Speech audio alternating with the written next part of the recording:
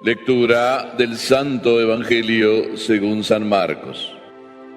En aquel tiempo, cuando Jesús bajó del monte y llegó al sitio donde estaban sus discípulos, vio que mucha gente los rodeaba y que algunos escribas discutían con ellos. Cuando la gente vio a Jesús, se impresionó mucho y corrió a saludarlo. Él les preguntó: ¿de qué están discutiendo? De entre la gente uno le contestó: Maestro, te he traído a mi hijo, que tiene un espíritu que no lo deja hablar. Cada vez que se apodera de él, lo tira al suelo, y el muchacho echa espumarajos, rechina los dientes y se queda tieso. Les he pedido a tus discípulos que lo expulsen, pero no han podido. Jesús les contestó: gente incrédula, ¿hasta cuándo tendré que estar con ustedes? ¿Hasta cuándo tendré que soportarlos? Tráiganme al muchacho.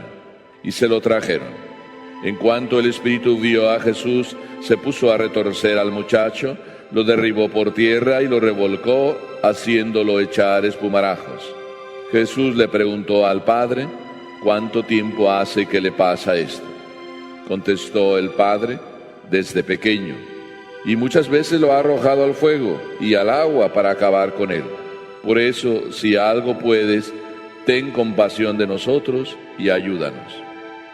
Jesús le replicó: ¿qué quiere decir eso de si puedes?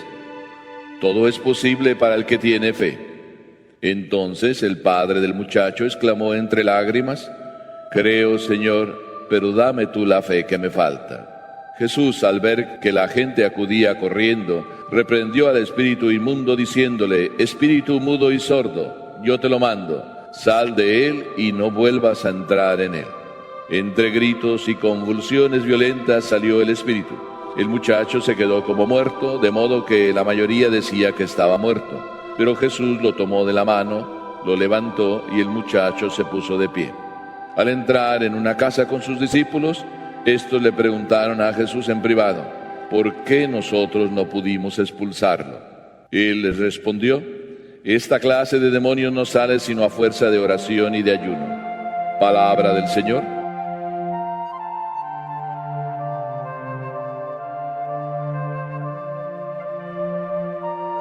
Es muy interesante esta historia. No solo interesante porque nos la narra aquí San Marcos con todos los detalles y por tanto estamos como emocionados. Inclusive, pues es una historia que puede ser también hoy que esté pasando, como de hecho muchas veces me cuentan: venga, venga, porque aquí hay un endemoniado. Pero lo más importante no es el endemoniado, lo más importante me parece es el padre de este niño. Y vamos a fijarnos en el padre de este niño. Grandes cosas hay detrás de esta actitud de este padre. Primero, vemos que Jesús baja del monte, y baja del monte con 3 de sus discípulos, con Pedro, Santiago y Juan, a quienes se les acaba de transfigurar en el monte precisamente de la transfiguración. Y los otros discípulos estaban ahí, donde estaba la discusión, donde este señor había venido para que le curaran a su hijo, donde estaban ahí también los fariseos, discutiendo sobre sí y cómo podían curar a este niño, y no podían curarlo. Y nada más añade San Marcos una frase, dice: se impresionaron mucho al ver a Jesús bajar del monte. Se impresionaron mucho. ¿Cómo vendría Jesús? Pues Jesús acababa de transfigurarse, y el Evangelio nos cuenta que sus vestiduras estaban resplandecientes. Por tanto, cuando baja, pues se impresionan de él los que lo están viendo, los otros discípulos y los fariseos. Nada más ahí se queda el Evangelio. Y luego él les pregunta: ¿de qué discuten? Es un diálogo muy hermoso. Y no se atreven a decir ni los discípulos ni los fariseos de qué están discutiendo, por si acaso les viene alguna llamada de atención. No pudieron curar a este niño. Por tanto, ¿de qué discuten? Jesús está haciendo como el tonto, como que no sabe qué está pasando. El único que habla es el que tenía que hablar. Habla el papá: Maestro, he traído a mi hijo y no me lo han podido curar. Y el Evangelio dice una frase bien sencilla: si puedes hacer algo, mira que estamos sufriendo mucho. Es el papá que está hablando. Mira que mi hijo tiene un espíritu malo, lo revuelca, lo derriba, lo hace echar espumarajos. Mira que casi lo arroja al agua y lo hace que se ahogue. Mira que casi lo arroja al fuego. Estamos sufriendo mucho. Si puedes hacer algo, qué palabras tan sencillas. Si puedes hacer algo. Nosotros somos a veces al revés. Tenemos una necesidad y no vamos a decirle a Dios si puedes hacer algo. Vamos más bien a decirle, oye, tú tienes que curarme a mi hijo. Si eres verdaderamente Dios, si eres lo que tú y lo que otros dicen que tú eres, tú tienes que curármelo. Si de verdad eres Dios y me amas. Y sin embargo, este sencillo hombre, si algo puedes hacer. Y además dice, ten compasión de nosotros y ayúdanos. Nosotros debemos ir así. Cuando necesitamos algo, debemos acudir a Dios y decirle, si puedes. Pero a veces somos tan machos y tan exigentes que tenemos que decirle a Dios las cosas, eso, mandándole. Cuando yo llegué a los Estados Unidos al poco tiempo, pues ustedes saben, cuando uno llega nuevo, todo el mundo dice, le invito a mi casa, quiere venir a comer, quiere venir a cenar, padre, vamos allá, vamos acá. Todo el mundo me invitaba, así de que tenía que hacerme yo el programa para ir concediéndoles algunas veces esos gustos. Una señora me invitó a su casa y me dijo, pues padre, le invito, acepté. Me dijo, pero yo le tengo que volver a llamar porque el día que usted venga tengo que decirle cómo. Yo vivo en el campo y para que llegue hasta aquí no es tan fácil. Y entonces unos días antes me llama, pero no me llamó la mamá, me llamó la hija, que además la hija ha nacido en los Estados Unidos, se ha criado aquí, aunque es hija de hispanos, pero se ha criado aquí. Y la hija me llamó y me explicó cómo llegar. Y entonces era un lunes y la cita era el miércoles y ella me dice, padre, nos vemos el miércoles. Y le dije yo, sí, nos vemos el miércoles. Bueno, padre, nos vemos el miércoles si Dios quiere, me dijo la niña. Yo normalmente digo, nos vemos, sí, nos vamos a ver si Dios quiere, normalmente lo digo, yo también. Pero en esa vez no lo dije.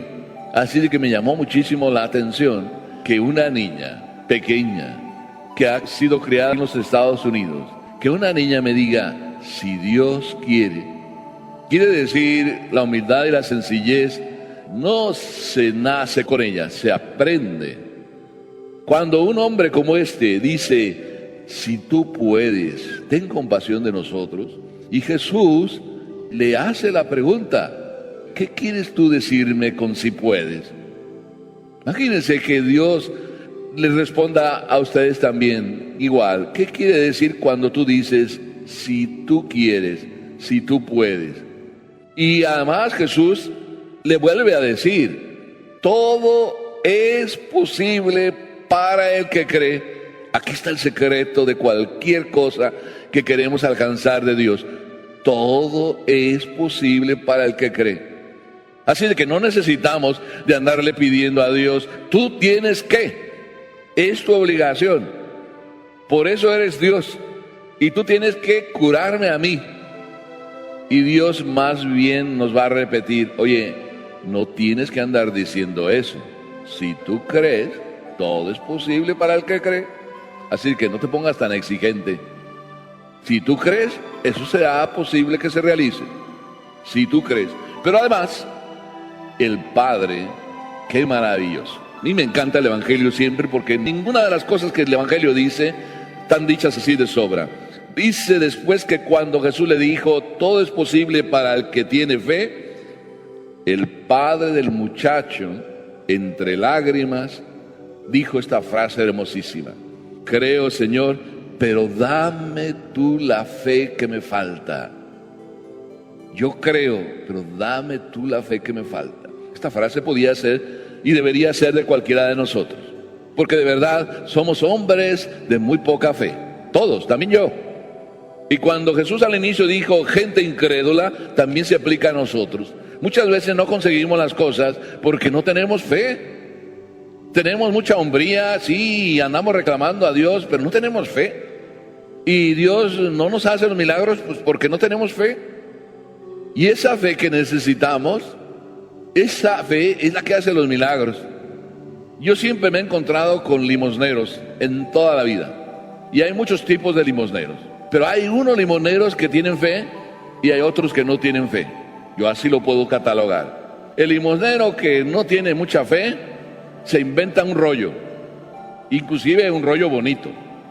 Yo no me he cansado de escuchar esta frase, todavía no me he cansado, que dicen muchos limosneros: una limonita por el amor de Dios, una limonita por el amor de Dios. Me da una limonita por el amor de Dios, una limonita por el amor de Dios. Y de amor de Dios ellos ni tienen nada, porque primero ni a misa van. Están en la iglesia, en la puerta de la iglesia, pero no pisan ni siquiera un tantito de la iglesia. Están ahí en la puerta y te están repitiendo todo el tiempo: una limonita por el amor de Dios, una limonita por el amor de Dios. Encienden la máquina de las limosnitas: una limonita por el amor de Dios, una limonita por el amor de Dios, y el nada más, el que más o menos, no sé, ahí se compadece porque la conciencia le duele, pues le deja ahí algo, una limonita por el amor de Dios. Pero cuando te llega uno que de verdad tiene necesidad, no te dice una limosnita por el amor de Dios. Te dice una frase que le sale del corazón y te mueve también a ti tu corazón. Y ese que te habla con esas palabras es porque tiene fe y porque tiene de verdad necesidad. Y te dice: ¿me podría dar algo para comer? Y la siguiente frase que te dice probablemente no sea: oiga, una monedita para comer. No. La siguiente frase te dice: si usted pudiera, mire que no he comido en todo el día, no le pido dinero, ¿me puede comprar algo? Y la siguiente frase tampoco es aprendida. Te dice: pero oiga, ¿me podría socorrer? Ya llevo mucho sin comer. Y la siguiente frase tampoco es aprendida y te dice: ay, al menos para un trocito de pan, ¿podría darme? Y la siguiente frase, y así te van diciendo las frases. ¿Por qué? Porque salen del corazón. A este señor le salió del corazón decirle a Jesús: creo, Señor, pero dame la fe que me falta. ¿La fe que me falta para qué? Para que de verdad ya no sufra tanto yo y mi esposa. Dame la fe que me falta. ¿Cuántos matrimonios sufren? ¿Cuántas personas sufren? Y a ninguna de ellas se les ocurre decirle a Papá Dios: dame la fe que me falta para que mi vida cambie. Dame la fe que me falta. Después de esto también siguió la lección, porque los discípulos, que todavía estaban cohibidos y timoratos, no se atrevieron a preguntarle a Jesús en público por qué ellos no habían hecho la curación, porque no había sido posible. Y ya cuando estaban ahí en secreto, le preguntaron por qué no pudieron expulsarlo, y Jesús les dio la respuesta. Y la respuesta era: esta clase de demonios no sale sino a fuerza de oración. Te falta fe y también te falta oración muchas veces. Me falta fe y me falta oración. O mejor dicho, a veces no oramos de verdad porque nos falta fe. ¿Cuántos hay que dicen: no hace falta ir a la iglesia, para orar yo puedo orar en cualquier lugar? ¿No es así como dicen? Y si es verdad, tú puedes orar en cualquier lugar, no hace falta ir a la iglesia para orar. Hay algún día que tienes que ir, pero puedes orar desde cualquier lugar. Pero ¿oras de verdad? El mejor lugar es la iglesia, porque es el lugar donde está destinado el encuentro normal con Dios y donde tú encuentras el mejor recogimiento. Pero puedes orar en cualquier lugar, pero y si no tienes fe, tampoco oras. Por eso, qué hermoso que nosotros volvamos a descubrir que todo es posible para el que tiene fe. Sí, tengámosla, pero para poder tener la fe que necesitamos, habrá que decirle a Jesús y a Papá Dios: dame la fe que me falta. Amén.